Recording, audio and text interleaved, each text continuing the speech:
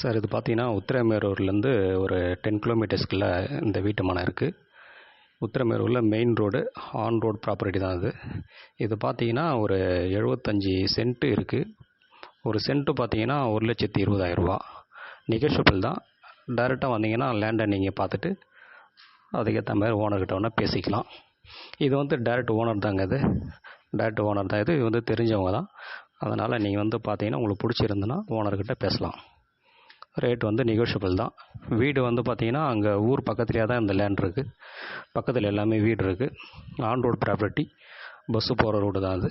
அதனால் நீங்கள் எந்த பிரச்சனையும் இல்லை. பக்கத்தில் எல்லாமே இருக்குது. எல்லா ஷாப்பும் இருக்குது. ஸ்கூலு எல்லாமே இருக்குது. ரேஷன் கடை எல்லாமே இருக்குது.